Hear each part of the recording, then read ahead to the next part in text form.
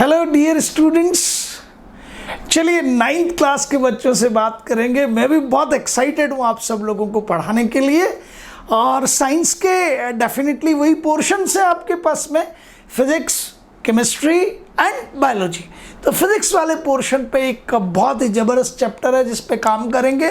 Motion इसे कहते हैं, आप 9th में भी इसे पढ़ेंगे, फिर 11th में भी जाके पढ़ना है। और जो लोग जेई और नीट के लिए प्रिपेयर करते हैं उन्हें काफ़ी सारे क्वेश्चंस इस पे करने होते हैं। So this chapter is right from 9th till you are not entered inside medical college और इंजीनियरिंग कॉलेज, वहाँ तक सबको पढ़ना है और बहुत अच्छे लेवल से पढ़ना है। बट डियर स्टूडेंट्स, ये ध्यान रखिएगा कि हम दो चीज़ें कवर करते हुए चलें।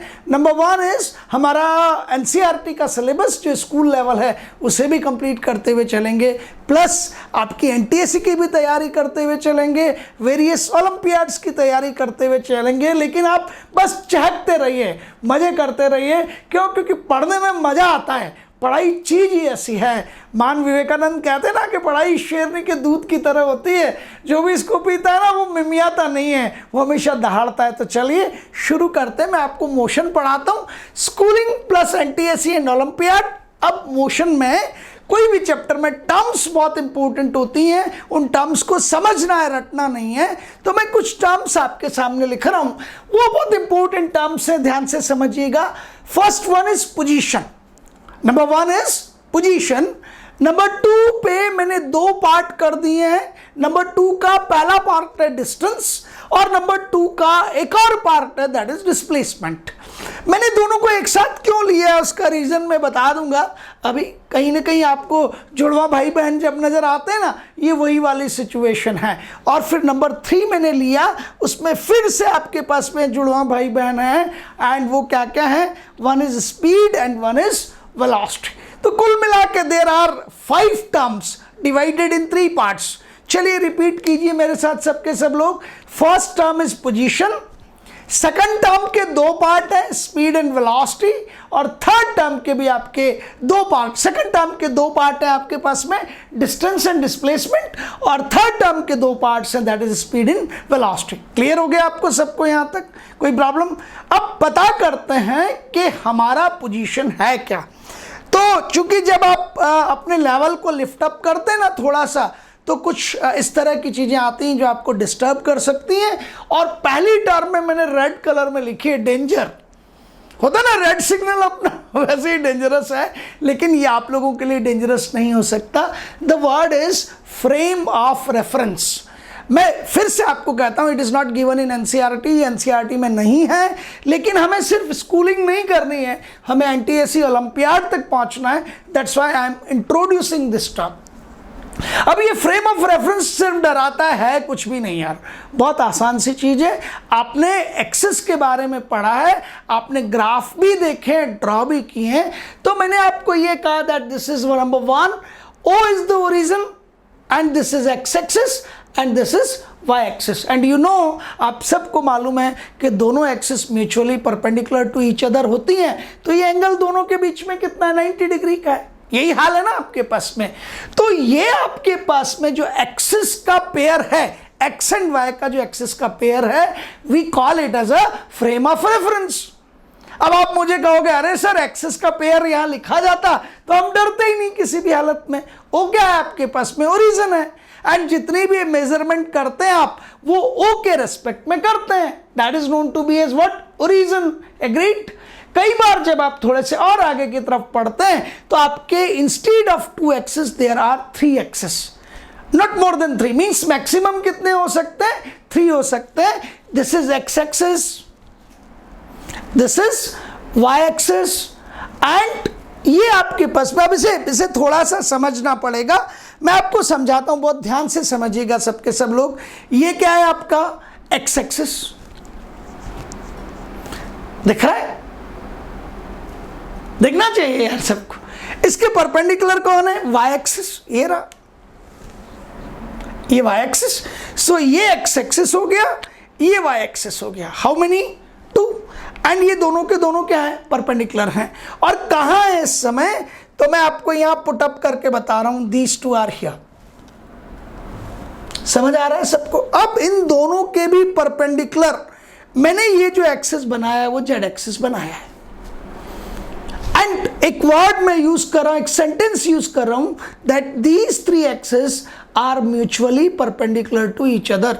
ये तीनों के तीनों mutually perpendicular to each other हैं, बिकॉज ऑफ द फैक्ट कि आप इस एक्स एक्सिस और इस जेड एक्सिस के बीच में एंगल देखोगे तो 90 डिग्री नजर आएगा। ग्रेट। आप यदि x और y के बीच में देखोगे तो 90 डिग्री नजर आएगा, और y और z के बीच में देखोगे तो भी 90 डिग्री नजर आएगा। मेरे पास एक और तरीका है, देखिएगा, आप जादू सीखिएगा। मैंने फिंगर्स ओपन किए, ठीक है, समझिएगा, मजा आने वाला है आप सब लोगों को। सो this is one, this is another one and this is another one. ये आपका क्या है? This is one axis, this is another one and this is third one. यहां हम क्या करते हैं, 3 एक्सिस लेते हैं, और ये तीनों के तीनों एक्सिस भी आपके, इनका जो कॉम्बिनेशन है, इनका जो सेट है, उसको भी हम क्या कहते हैं? फ्रेम ऑफ रेफरेंस कहते हैं। तो फ्रेम ऑफ रेफरेंस में there can be the 2 axis and there can be the 3 axis. लेकिन इस समय हम इनिशियल लेवल पर 3 एक्सिस की बात नहीं करेंगे, ठीक है, नेक्स्ट लेवल पर करेंगे। पहले हम बात किसकी करेंगे? Will talk about the 2 axis. But ये जरूर ध्यान रखिएगा, क्योंकि जब भी स्टैंडर्ड क्वेश्चंस आते हैं, जरूरी नहीं है कि x और y हों। Is that clear?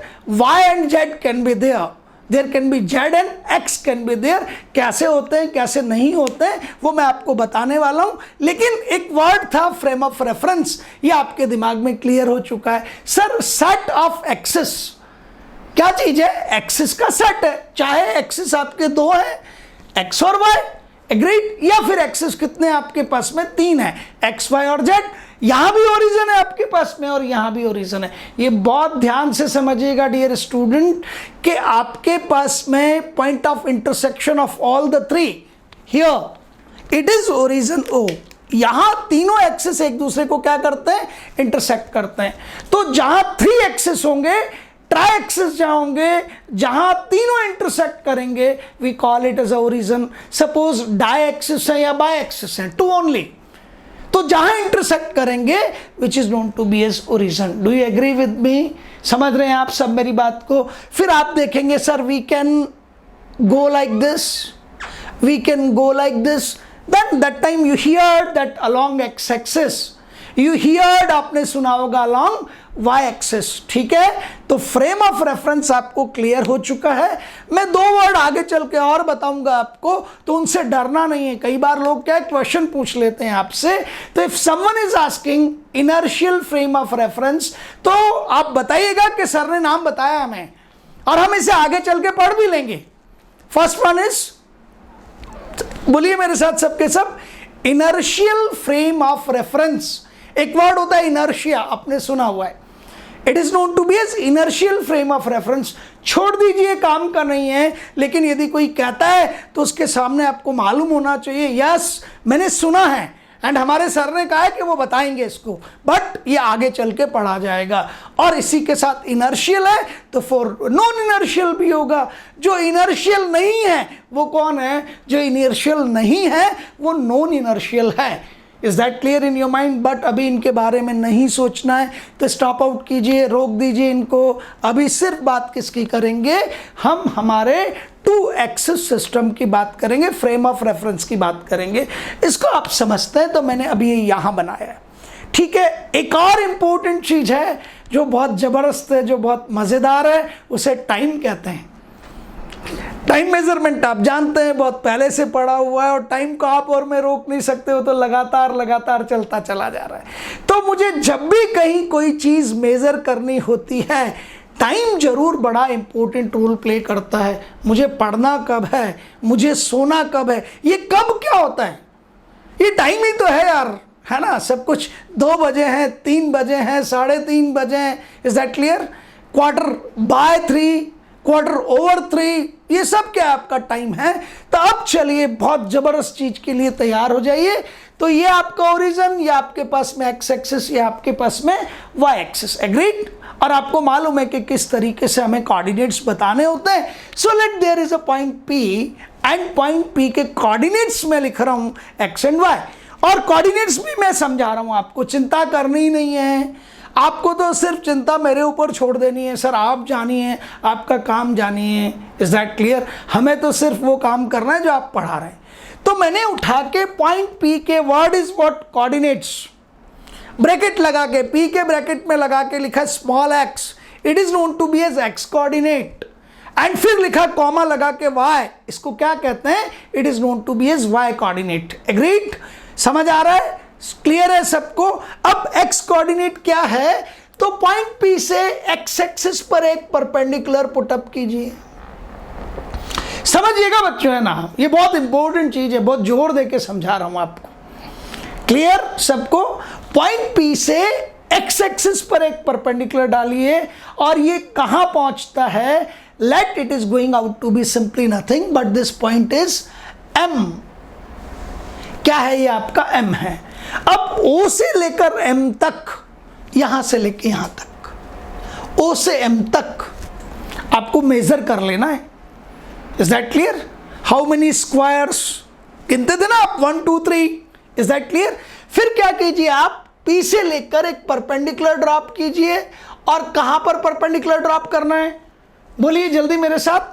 पी से परपेंडिकुलर ड्रॉप कीजिए वाई एक्सिस पर, और ये कहां जाके इंटरसेक्ट करता है? ये एन पर जाकर इंटरसेक्ट करता है। तो O to N, is that clear? Measure on that. O to M, measure on that. तो ये जो OM है आपके पास में, this is known to be as, इसे हम कहते हैं X। कहां से कहां तक? O to M। समझ रहे हैं आप? O to M।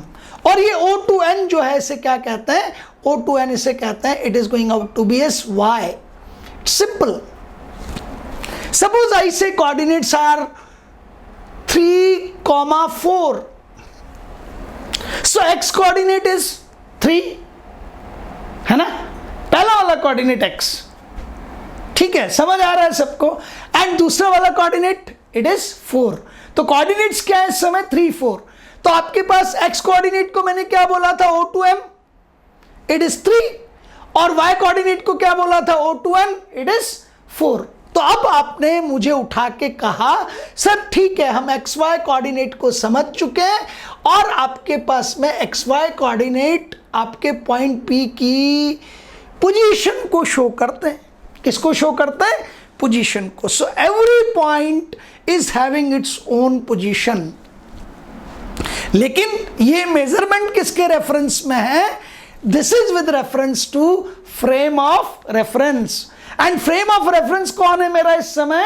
It is x and y axis का कॉम्बिनेशन, है ना? यही तो है ना? बताइए यार, जल्दी बताइए। तो फ्रेम ऑफ रेफरेंस कौन है? एक्स और वाई एक्सिस का कॉम्बिनेशन। पॉइंट पी क्या है? मेरे पास एक पार्टिकल है, मेरे पास एक पर्सन है, पार्टिकल कह दीजिए, पर्सन कह दीजिए। तो मैंने सबसे पहले पूछा that where the particle is. कहाँ हो यार? दोस्त पूछता है ना फोन करके, कहाँ हो यार? तो कोई कहता है मार्केट में हूं, इज दैट क्लियर? कोई कहता है मैं घर पे हूं, इज दैट क्लियर? कोई कहता है यार मैं आउट स्टेशन हूं, is that clear in your mind? That is कहां पर है, where that is known to be as what? Position. तो आप पार्टिकल से पूछो तो वो क्या कहेगा? मैं पी पर हूं। मैं कहां पर हूं? पी पर हूं। And P is what? P is position. Is that clear? और उसको शो करने के लिए how many coordinates? 2। First one is x and second one is y। Is that clear in your mind? समझ आ गया? और ये सब यहां मेजर कर रहे हैं, और यहां किसके रेफरेंस में?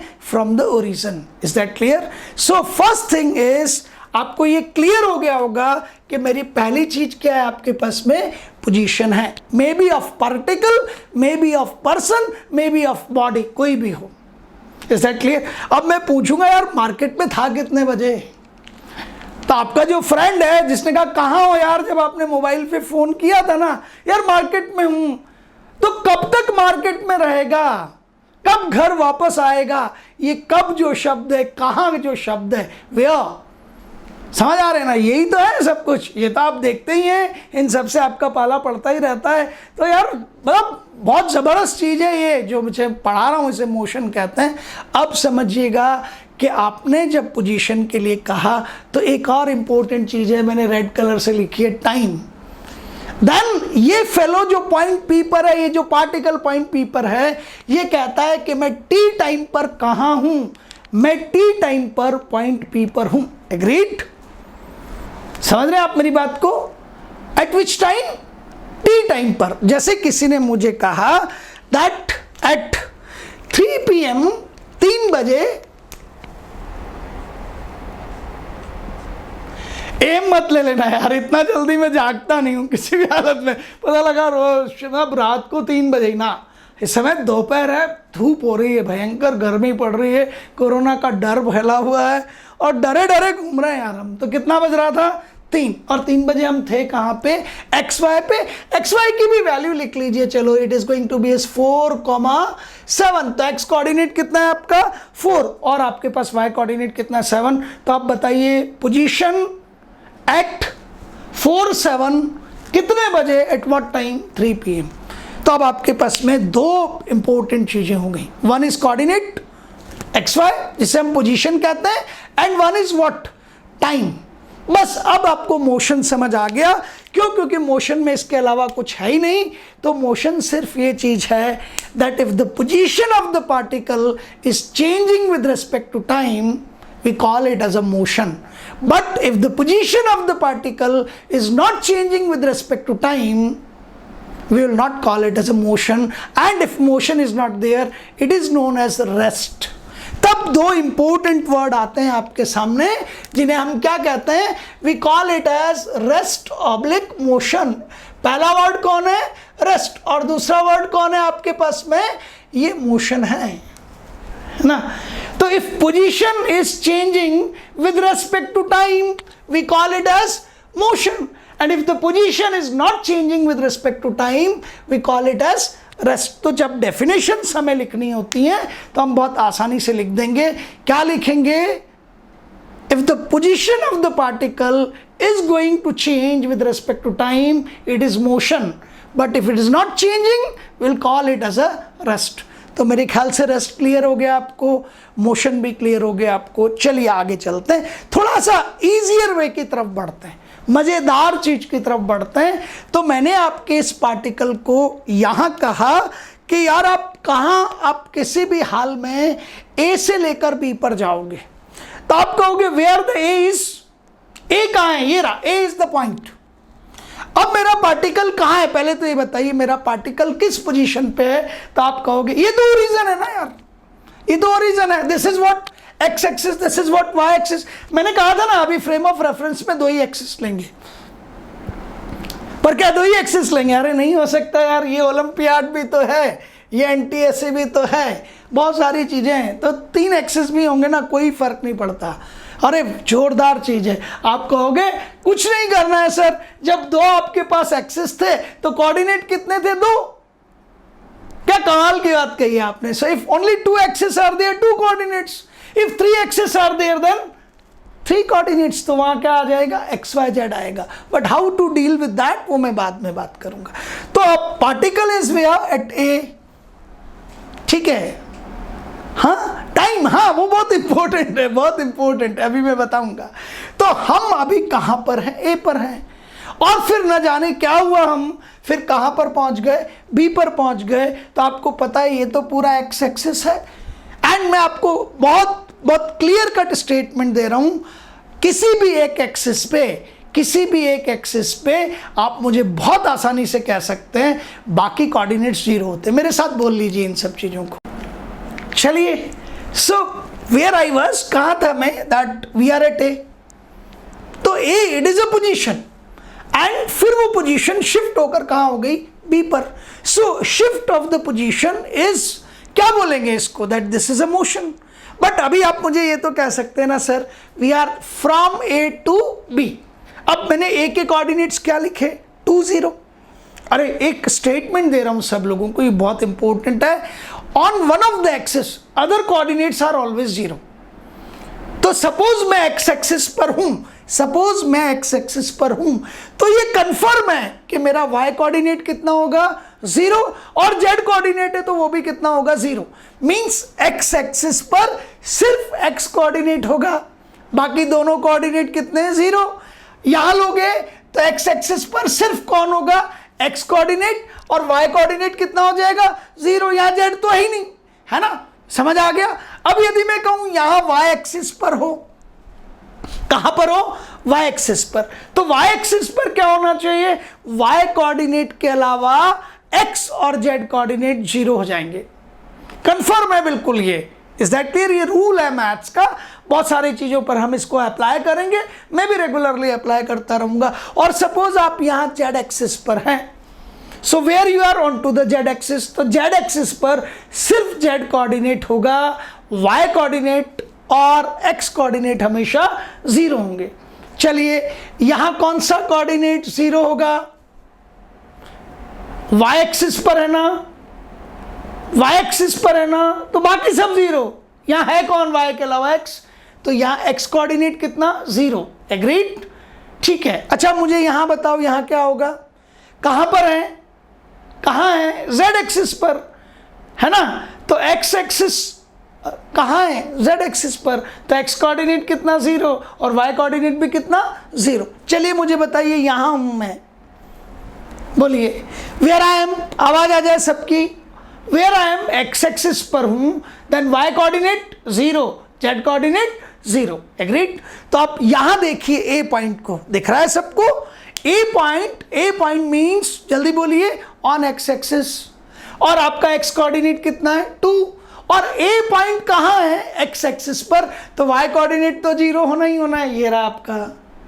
अच्छा बी पॉइंट कहां है, बी पॉइंट भी एक्स एक्सिस पर है, और इस समय एक्स कोऑर्डिनेट कितना है, 7, और एक्स एक्सिस पर हूं तो वाई कोऑर्डिनेट तो कितना होना है, 0। लेकिन इस समय जब मैं स्टॉप वॉच का नाम सुना होगा आपने सब लोगों ने, बहुत यूज भी की है, आजकल तो हमारे मोबाइल में ही वो टाइमर होता है, तो 0 से शुरू होता है। तो मैंने इस समय देखा व्हाट वाज द टाइम, तो इस समय मैंने टाइम देखा, it was 3 second. What the time was, 3 second. तो पहले बताओ वेयर आई वाज, मैं था कहां, मैं ए पर था, कितने बजे, at what time, at 3 second. So I was at A at 3 second, and you say जब मैं बी पर पहुंचा, it was going out to be A 17 second. तो A to B reach out करने में टाइम का जो एलाप्स हुआ, टाइम जो फिनिश हुआ, वो 3 सेकंड से लेकर कितना, 17 सेकंड। टाइम इंटरवल आप जानते हैं, टाइम इंटरवल बहुत छोटी सी चीज है, 3 सेकंड से लेके 17 सेकंड, तो टोटल टाइम कितना लगा, 17 - 3, that goes out to be is only 14 second. तो ए से लेकर बी तक का जो जर्नी है, जो मोशन है, वो हमने कितनी देर में कंप्लीट किया, वो हमने कंप्लीट कर लिया सिर्फ और सिर्फ 14 सेकंड में। मोशन क्यों कह रहा हूं, हाँ बिल्कुल ठीक कह रहे हैं सर, पोजीशन बदल गई। यदि पोजीशन नहीं बदलती तो मोशन नहीं होता, ठीक है, आ गई बात समझ में आपको। Motion can be along x axis, motion can be along y axis, motion can be parallel to x axis, motion can be parallel to y axis, और मोशन कैन बी स्क्यूड, ना तो एक्स एक्सिस के parallel हूं, ना Y axis के parallel हूं, तो हमें कोई प्रॉब्लम नहीं है। मोशन मेरे लिए सिर्फ और सिर्फ क्या है, चेंज इन पोजीशन है। यहां तक क्लियर हो गया सबको, ठीक है। चलिए अब आगे की तरफ बढ़ेंगे,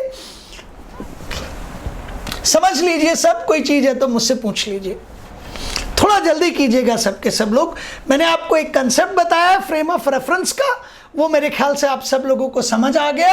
और अब जिस चीज पे चलना चाहते हैं वो बहुत ही इंपॉर्टेंट है, अब हम उनकी सबकी बात करेंगे। तो मेरे पास नंबर 2 पर there are 2 things, one is known to be S. पहले मुझे बताइए, पोजीशन तो सबको क्लियर हो गया ना आपको, ठीक है। अब हम क्या पढ़ना चाहते हैं, तो we are interested to go for this one. चलिए बहुत मजे से पढ़िए।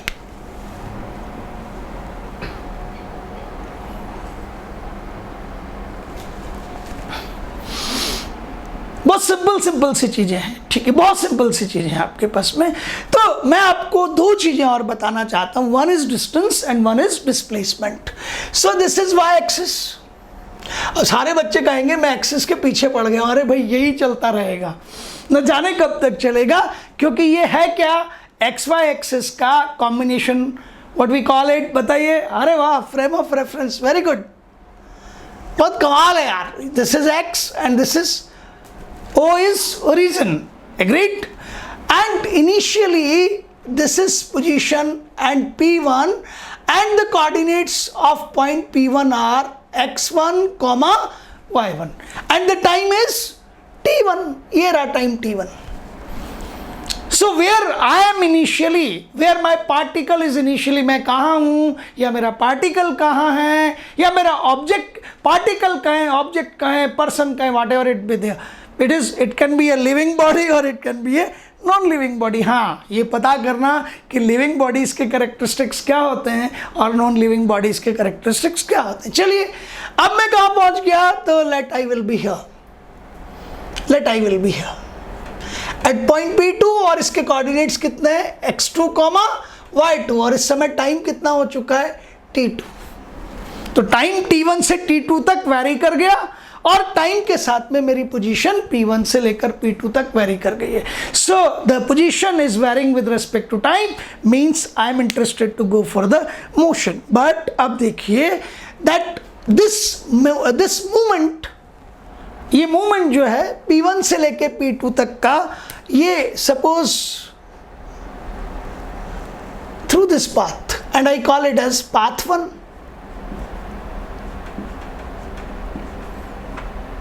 अरे भाई, आपके घर से स्कूल तक जाने का एक रास्ता थोड़ी है यार. बोलिए ना, एक ही रास्ता है क्या? नहीं है. मैं सबको, छोटे बच्चों को हमेशा एग्जाम्पल देता हूँ कि जब भी हम क्लास में से उठ के वॉशरूम जाते हैं तब तो एक सीधे रास्ते से जाते हैं, लेकिन जब भी वॉशरूम से वापस आते हैं तो पता नहीं किधर किधर घूमते देखते करते आते हैं, बशर्ते कोई ऑब्जर्व नहीं कर रहा हो.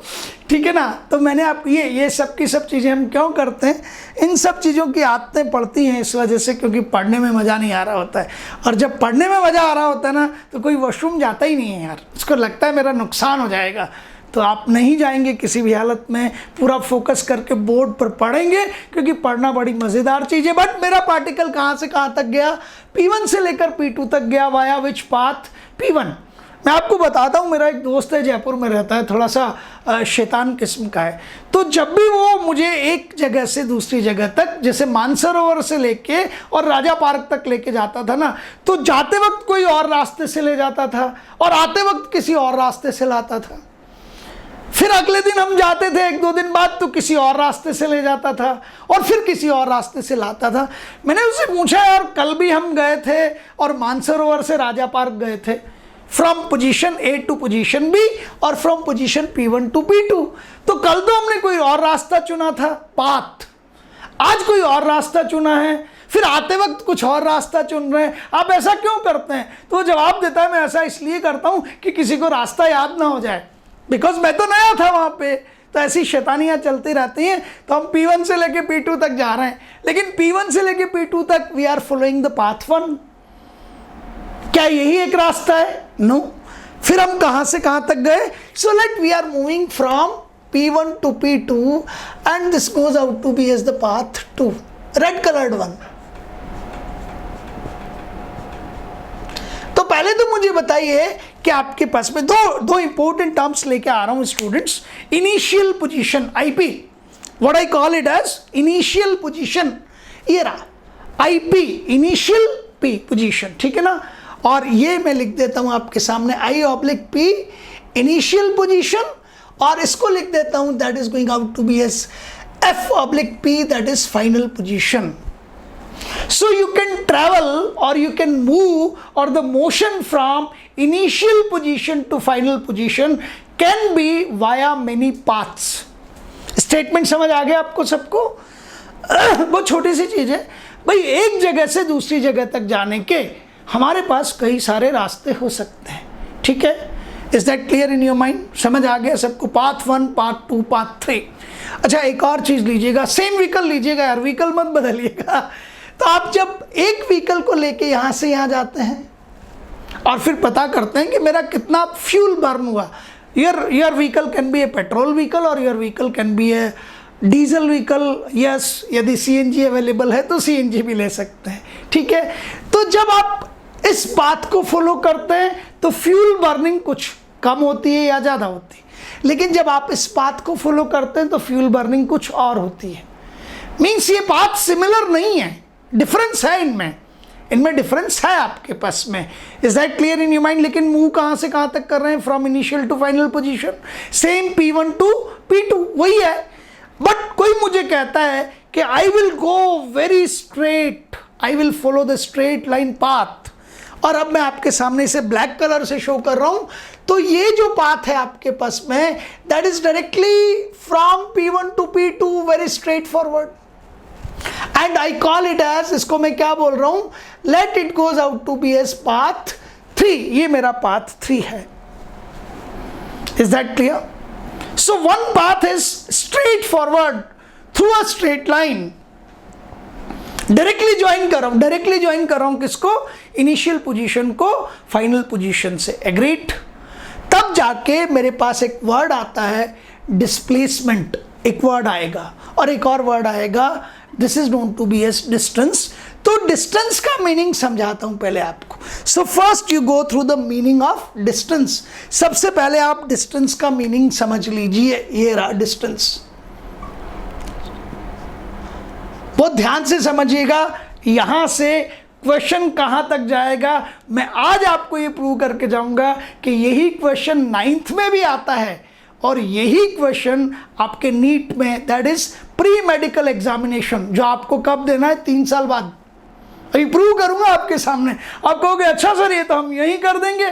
अच्छा, तो कहां आ रहा है? 9th में भी आ रहा है और प्री मेडिकल में भी आता है, ये 9th में भी आता है और प्री इंजीनियरिंग में भी आता है। दैट्स, यही बहुत इंपॉर्टेंट चीज़ है कि जो लोग राइट टाइम पे राइट पर्सन्स के साथ पढ़ना शुरू करते हैं वो सक्सेसफुल हो जाते हैं। उन्हें ज़्यादा टाइम नहीं लगता है, बल्कि वो एंजॉय करते हुए सक्सेसफुल होते हैं। वो हमेशा कहते हैं कि पढ़ाई कभी बोझ नहीं थी, हम तो बहुत आसानी से निकल गए। अरे वो आसानी से नहीं निकले, उन्होंने मेहनत तो उतनी ही की, लेकिन उन्होंने मेहनत राइट टाइम पे शुरू की। तो सबसे पहले मैंने डिस्टेंस को बोला, और डिस्टेंस क्या कहलाती है? Length of actual path, length of actual path, path between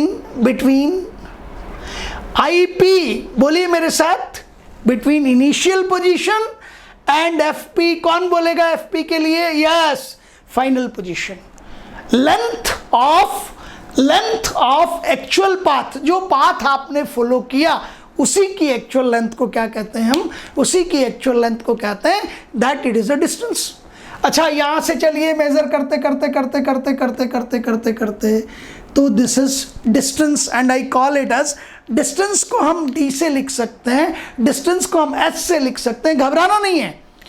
the distance can be represented by D, the distance can be represented by S, no problem, वो बहुत आसान है, घबराना बिल्कुल नहीं है यहाँ से। तो आप मुझे पहले बताइए कि डिस्टेंस का डेफिनेशन क्या है? डिस्टेंस का डेफिनेशन है, it is length of the actual path between initial position and final position. Agreed? समझिएगा, क्योंकि यहीं से आगे चलेंगे। अब मुझे कोई क्या कहता है? That it is a displacement. दूसरी चीज है,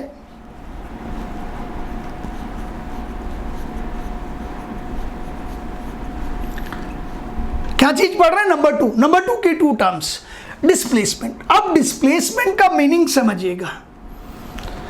It is a minimum distance between initial and final position.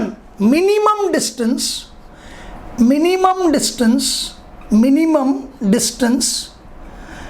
Okay, देखिए इधर, it is a minimum distance between B/W का मतलब between है, between initial position, IP का मतलब initial position, और FP का मतलब क्या है?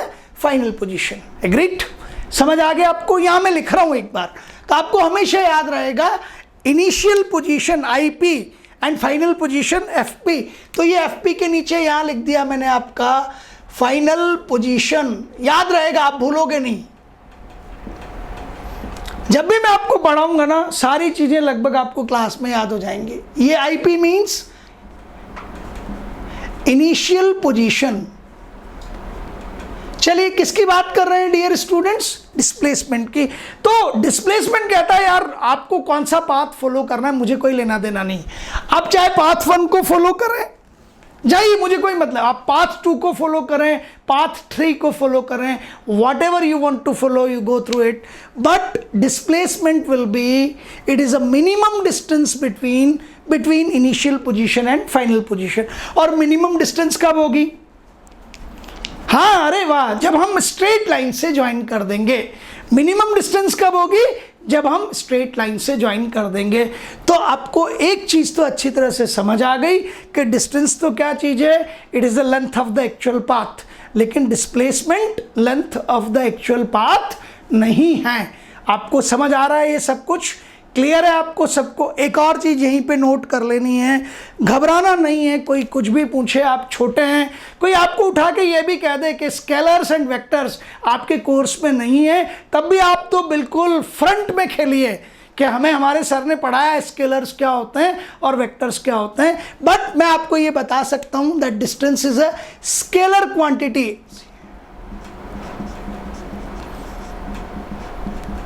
and displacement is a vector quantity। QTY का मतलब क्वांटिटी समझ लीजिएगा, बहुत छोटा सा डिफरेंस है। The quantities which are having the directional characteristics,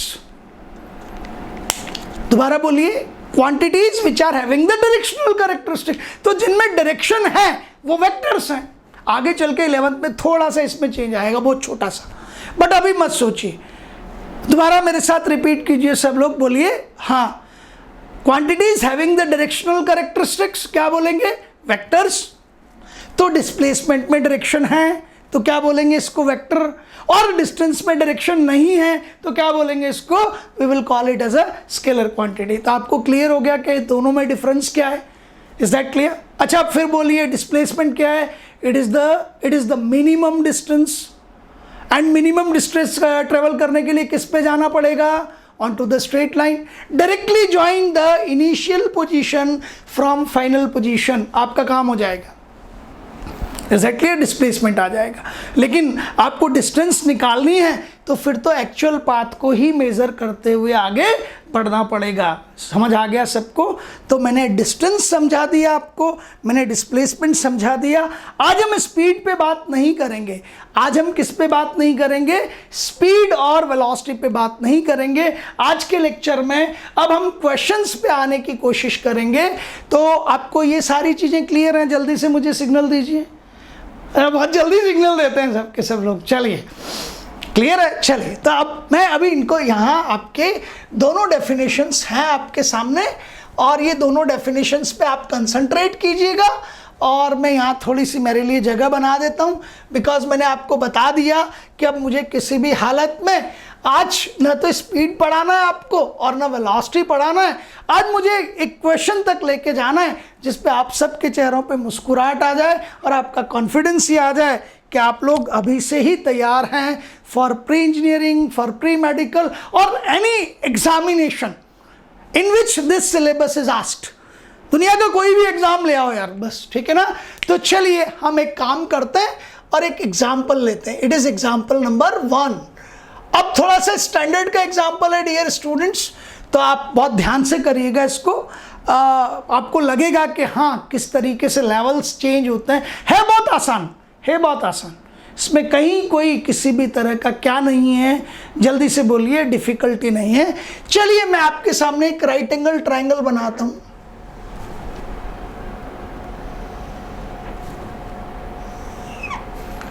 It is A, it is B, it is C and it is right angle at B। तो ये राइट एंगल है and this is 3 meters and this is 4 meters।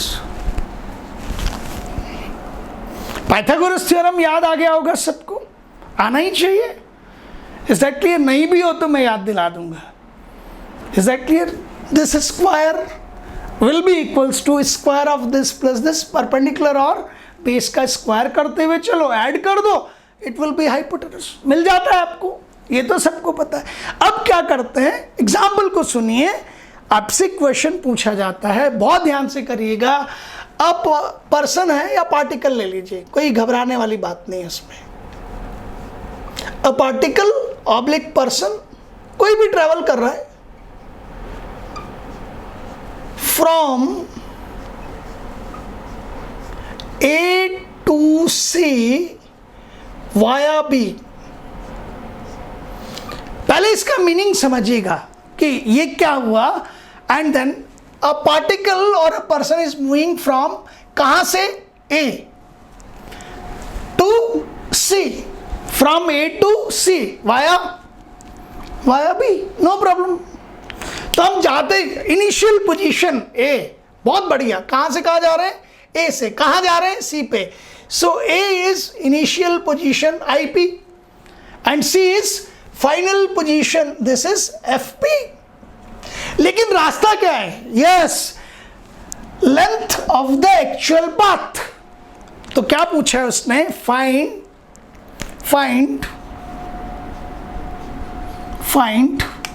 Number 1 distance travelled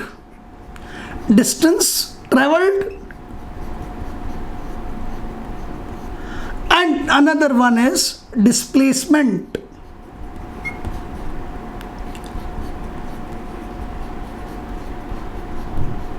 ये भी पूछा है और displacement भी पूछा है। रेडी है आप? बिल्कुल, बहुत आसान है। चलिए, आप पाइथागोरस थ्योरम, यहां सॉल्यूशन लिख रहा हूं आपके सामने। एग्जाम्पल 1 का ये सॉल्यूशन है।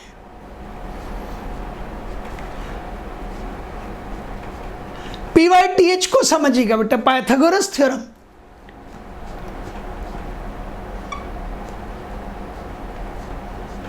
पाइथागोरस थ्योरम क्या कहता है? Yes, AC square is equals to AB square plus BC square. Is that clear? ये तो है क्लियर। तो आप ये तो पता कर लेंगे that AC will be equals to root of that, पहले कर लीजिए। तो AB square 4 square plus 3 square, it is 16 plus 3 square 9, it is 25 and AC square is, AC will be 5। Plus minus पे यहां हमें सोचना नहीं है, उसका रीजन बताऊंगा अभी मैं आपको। बट AC कितना आ गया आपके पास में? 5। ये लीजिए, यहां से लिखा है मैंने। देखो डियर स्टूडेंट्स, क्या होता है कई बार हम गलत ट्रैक पर होते हैं। सर वो डेफिनेशन याद नहीं थी इसलिए स्कूल के मार्क्स कम हो गए। सर डेफिनेशन याद करने में रह गए इसलिए न्यूमेरिकल नहीं कर पाए, इसलिए कॉम्पिटिटिव एग्जामिनेशन में नहीं हुआ। ये हो नहीं सकता कभी भी, समझ रहे हैं? 28-30 साल हो गए मुझे लगभग पढ़ाते पढ़ाते, होता ही नहीं है ये कभी भी। क्यों? क्योंकि बिना कंसेप्ट के आप अप्लाई किसको करेंगे यार। तो चलिए मेरे साथ आगे बढ़िए। पहले तो बताइए क्या निकलवाया इसने? Distance travelled. और डिस्टेंस ट्रेवल्ड की पहले मेरे साथ डेफिनेशन पे आइए, रिपीट कीजिए, रिवीजन करवा रहा हूं आपका। क्वेश्चन कर रहे हैं और हम हमारे डेफिनेशन को, कंसेप्ट को रिपीट कर रहे हैं। What is distance? It is the length of the actual path. क्या चीज है distance? Length of the actual path. अरे कौन से पाथ से जा रहे हैं? तो ये A to C गया ना, लेकिन ये A to C गया कैसे? वाया B पर होता हुआ गया है। तो दिख रहा है ना सबको, ये पर्सन A to C या पार्टिकल A से लेकर C पर चला। अरे यार B पर ही तो आया है अभी। हाँ C पर जाना है लेकिन होके तो B पे ही जाना है ना। तो पहले कहां से कहां पहुंचे? A से B, यही बात है। और इस समय यहां से यहां तक की लेंथ कितनी है? 4 मीटर। और फिर B से लेकर C तक फिर चले। सो this is B to C। Agreed? So length of the actual path पहले 4 मीटर और फिर 3 मीटर। बीच में भाग तो नहीं गया कहीं पर, यही है ना। तो A to C जाने के लिए पाथ, एक्चुअल पाथ, ये मैं 2 बार यहां लिख रहा हूं आपके सामने। It is actual path, length of the actual path. तो length of the actual path 4 metre plus 3 metre. Your answer is 4 and 3 what? It is 7 metres. Do you agree with me? आपको मेरी बात समझ आ गई? कोई प्रॉब्लम किसी भी तरह की? क्लियर हो गया? ये बता। लेकिन अब मुझे बताओ कि मेरा डिस्प्लेसमेंट क्या है? What is displacement? What is displacement? It is a minimum distance. कब अब मिनिमम कब आती? जब स्ट्रेट लाइन से ज्वाइन कर दें। तो आप देख के मुझे बताइए ज्वाइन करके कि जाना initial, it is minimum distance between initial to final position. दिख रहा है सबको डेफिनेशन? अरे यार 2 बार हम डेफिनेशन को क्या कर चुके हैं, रिपीट कर चुके हैं, अब घर जाके थोड़ी पढ़ेंगे यार। डिस्टेंस, एक साथ आवाज आ जाए, it is the length of actual path between initial and final position. Displacement, it is a minimum distance between initial position and final position. Agreed? समझ आ रहा है यहां तक सब? शानदार है ये सब चीजें। तो अब चले मिनिमम डिस्टेंस। तो मिनिमम डिस्टेंस के लिए मैंने सिखाया था, ये लीजिए। अब ये मिनिमम डिस्टेंस है तो ये तो आपका क्या है, पाइथागोरस थ्योरम ने कह रखा है that this is hypotenuse and it is 5 metres. तो आंसर इज 5 मीटर्स। एग्रीड? अब मेरे साथ डिस्कस कीजिए। अब सबसे मजेदार चीजें, अब हम एनालिटिक्स पे आएंगे। अब हम हमारे माइंड को लॉजिकली डेवलप करेंगे। ये क्वेश्चन का आंसर तो लगभग सब लोग दे देते हैं, फिर मैं तुम्हें सर्कल पर भी लेके चलूंगा और आगे तक लेके चलूंगा। लेकिन पहले मुझे ये तो बताइए सबके सब स्टूडेंट, कि आपने जब मुझे कहा कि इस पाथ पर, इस क्वेश्चन में हम मोशन कहां से कहां किया, A to C। अच्छा, बाय द वे मैं तुम्हें कह देता कि A to C जाने के कितने तरीके हो सकते हैं। यदि मैं वाया B को छुपा लूं तो आप कहते हैं A to B लेके चलता हूं, चलिएगा मेरे साथ। कोई कहता सर मैं तो यहां से जाऊंगा, यूं जाऊंगा, यूं जाऊंगा, जब तक मैं मेरे 3 दोस्तों के घर नहीं जाऊं तब तक मुझे चैन ही नहीं पड़ता। यहाँ मुझे मनीष मिलेगा, यहाँ मुझे फिर संदीप मिलेगा, फिर जाता जाता मैं घर पे पहुँचूँगा। कोई कहेगा सर ये इधर से जाता है तो क्या हुआ, मैं तो इधर से जाऊँगा और मैं तो ऐसे होता हुआ जाऊँगा। There can be the so many path, और हर बार आपके एक्चुअल पाथ की डिस्टेंस अलग आती। लेकिन हर बार आप कहाँ से कहाँ गए, इधर देखिए, A to B, no A to C via this path, A to C via this path. चाहे यूं होके जाए, चाहे यूं होके जाए, चाहे यूं होके जाए, चाहे यूं होके जाए, गए कहां से कहां तक, A to C। तो चाहे ये लें, चाहे ये लें, चाहे ये लें, आपके पास में डिस्प्लेसमेंट तो कितना आना है, 5 मीटर ही आना है ना। और यदि कोई कहे कि सर मैं तो बिल्कुल, जिसे कहते हैं ना कि बिल्कुल स्ट्रेट फॉरवर्ड चलता हूं, तो उसे आपने फिक्स कर दिया जाना कहां से कहां तक है, A to C। और अब उसने ये काम किया कि वो A से लेकर सीधा C पर पहुंच गया। नेक्स्ट लेवल पर आ रहा हूं बेटा मैं, ठीक है, समझ लीजिए यहां तक। ये तो आंसर आ ही गए थे आपके पास, इसे रब कर रहा हूं, समझते हुए चलिएगा।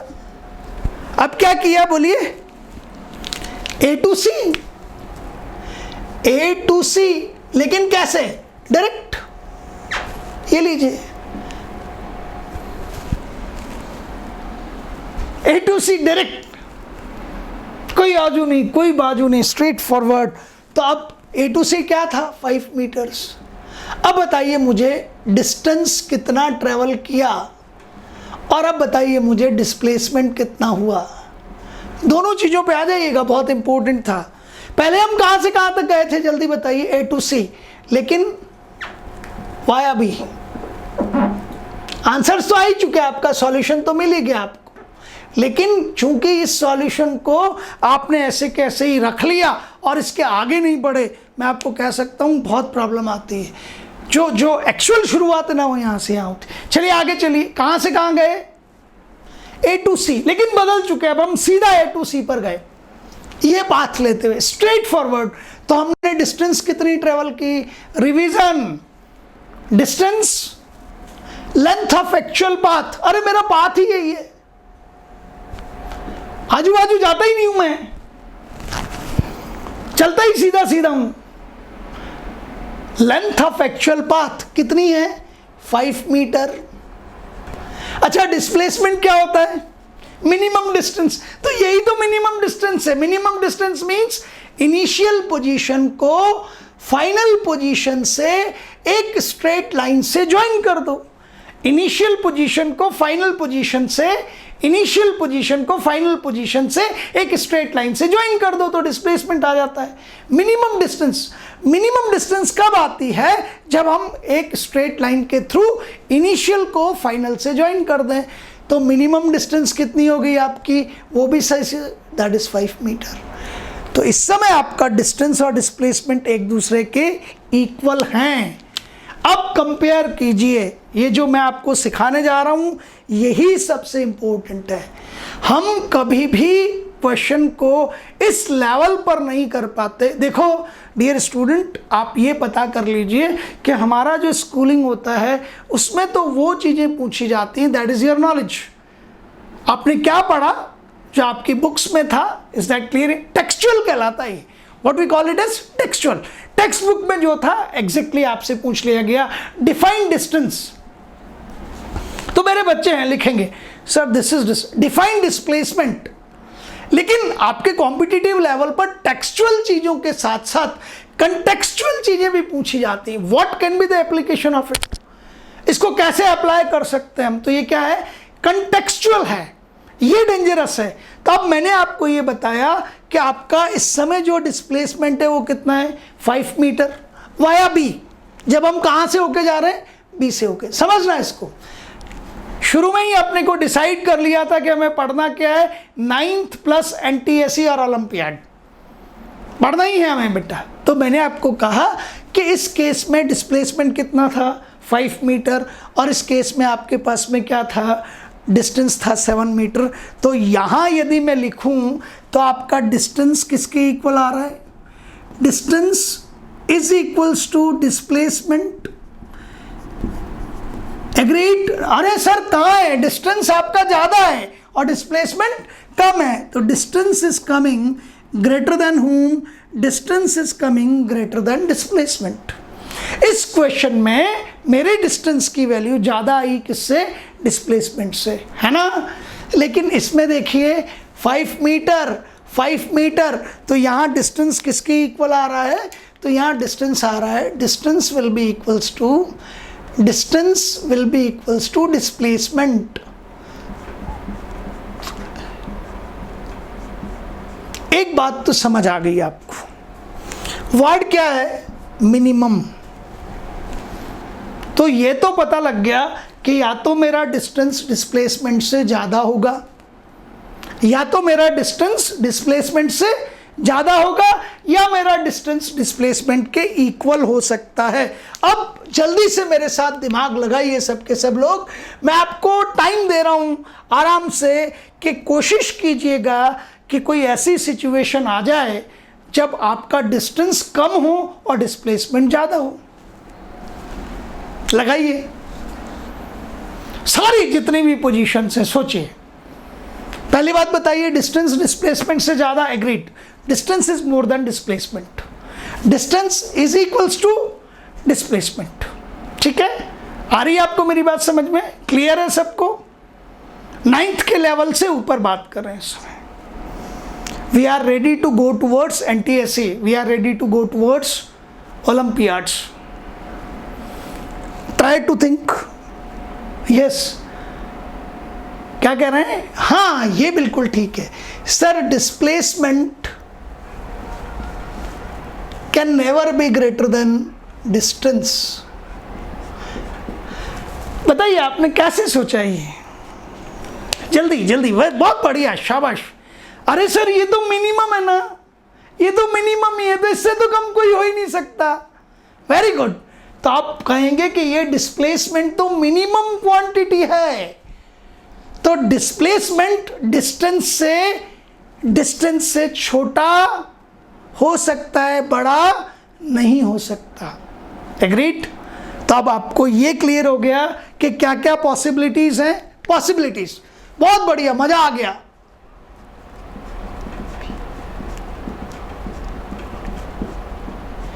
क्या क्या पॉसिबिलिटीज है डियर स्टूडेंट्स, बोलिए।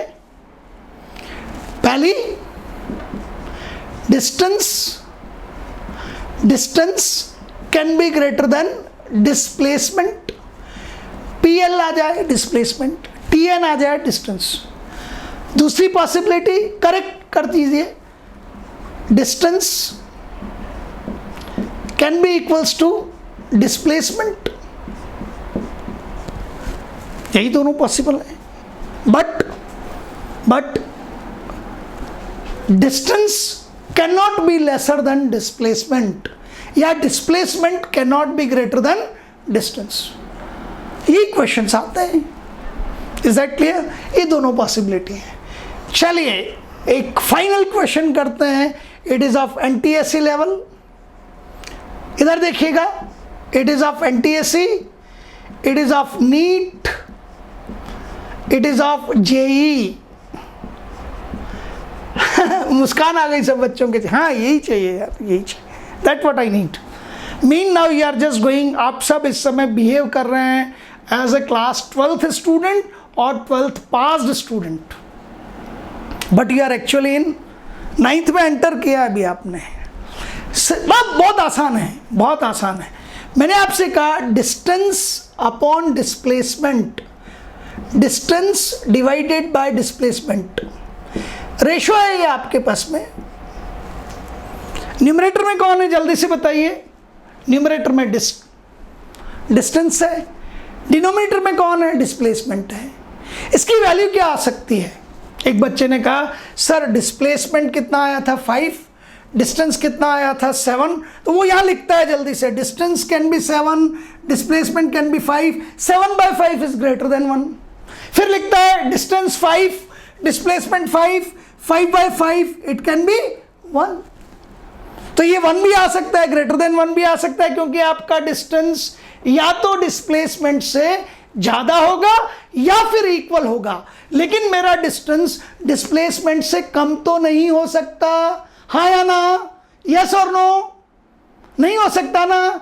तो मेरा ये न्यूमरेटर या तो डिनोमिनेटर के इक्वल होगा या मेरा ये न्यूमरेटर डिनोमिनेटर से ज्यादा होगा। तो ये रेशो क्या आएगा? या तो ये इक्वल टू 1 आएगा या ये ग्रेटर देन 1 आएगा। चेक कीजिए। हाँ बिल्कुल, डिस्टेंस या तो क्या होगा, कुछ भी ले लीजिए। जैसे मैंने आपको कहा डिस्प्लेसमेंट आया आपका 10 मीटर, डिस्प्लेसमेंट कितना आया 10 मीटर, डिस्प्लेसमेंट कितना आया 10 मीटर, तो डिस्टेंस कितनी हो सकती है? या तो 10 होगी या 10 से ज़्यादा होगी, 11, 12, 13 कुछ भी हो सकती है।